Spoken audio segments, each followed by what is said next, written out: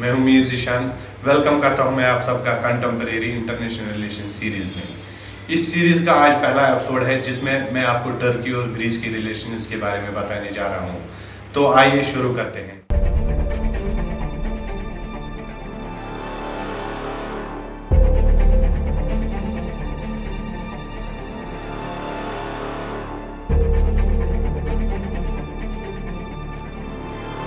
दोस्तों, पिछले कई हफ्तों से आपने न्यूज़ चैनल्स या सोशल मीडिया में देखा और सुना होगा कि टर्की और ग्रीस के दरमियान हालात खराब हो रहे हैं और दोनों मुल्कों के दरमियान जंग हो सकती है।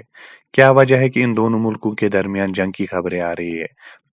दोस्तों, पहले हम जानेंगे कि टर्की और ग्रीस के दरमियान किस वजह पे हालात ठीक नहीं रहे। तो टर्की और ग्रीस के बीच में एक समंदर है जिसे एजियन सी कहा जाता है, जो कि मेडिटेरियन सी की एक शाख है। एजियन सी में 1000 से ज्यादा आइलैंड्स है जो कि ज्यादातर ग्रीस के कंट्रोल में आते हैं। इनमें से कुछ आइलैंड्स ऐसे हैं जिन पे ग्रीस मिलिट्री प्रेजेंस बढ़ा रही है, जो कि टर्की को बिल्कुल भी पसंद नहीं है। अगर हम पीछे जाए और टर्की और ग्रीस के रिलेशंस पर नजर डालें और जानेंगे कि इनके दरमियान कब से हालात ठीक नहीं रहे, तो दोनों मुल्क के हालात ओटोमन एम्पायर के टाइम से ही ठीक नहीं रही है। और फिर जब 1830 में ग्रीस ने आज़ादी हासिल की थी ओटोमन एम्पायर से, टर्की और ग्रीस ने आपस में एजियन सी को लेकर कई बार बातचीत की और कई एग्रीमेंट भी किए हैं, जैसे 1923 में लूजन ट्रीटी और 1947 में पेरिस पीस ट्रीटी।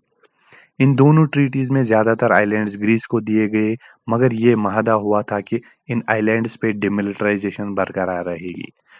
1970 में दोनों मुल्कों के आपसी रिश्ते खराब होने लगे क्योंकि दोनों मुल्क एजियन सी में ज्यादा से ज्यादा एरिया हासिल करना चाहते हैं ताकि वो ज्यादा नेचुरल रिसोर्स का फायदा उठा सके। दोस्तों, आपके जहन में अब यहाँ एक और सवाल उठा होगा कि समंदर में किस मुल्क का कितना हक होता है। दोस्तों, 1983 में यूनाइटेड नेशंस ने यूएनसीएलओएस रेजोल्यूशन पास किया है, जिसे United Nations Convention on the Law of the Sea भी कहते हैं। यूएनसीएलओएस के मुताबिक मुल्क के इर्द गिर्द बाउंड्री से बाहर समंदर में 12 नॉटिकल माइल्स का हक होता है, जो कि तकरीबन 22 किलोमीटर जमीन होती है।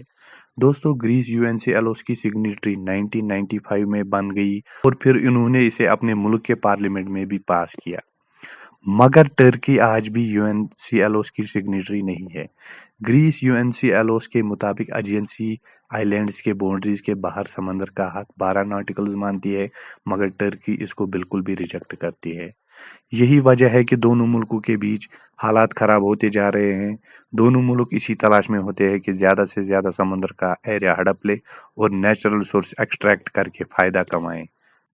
2020 में ग्रीस और टर्की के नेवल जहाज एजियन सी में आपस में टकराए थे और हालात ज्यादा खराब हुए थे। दूसरी एक खास वजह यह भी है टर्की, जिसका जिक्र अक्सर करती रहती है। लूजन और पेरिस ट्रीटी के मुताबिक ग्रीस एजियन सी के आइलैंड पर मिलिट्री प्रेजेंस नहीं बढ़ा सकती है, मगर ग्रीस इसको न मान कर कहती है कि ये उनका हक है कि वो अपनी मिलिट्री प्रेजेंस बढ़ाए इन आइलैंड्स पे। टर्की ने इस बार ये भी कहा है कि अमेरिकन मिलिट्री भी अब इन आइलैंड्स पर नजर आ रही है, जो कि उनको बिल्कुल भी पसंद नहीं। अब यहाँ एक और सवाल आता है, अमेरिका क्यों अपनी मिलिट्री प्रेजेंस कर रही है इन आइलैंड्स पे? क्योंकि वो नहीं चाहती फ्यूचर में ऐसा कुछ हो या ऐसे कुछ हालात बने जिससे रशिया इस हिस्से में अपनी प्रेजेंस लाए और फिर यूक्रेन जैसे हालात बनाए।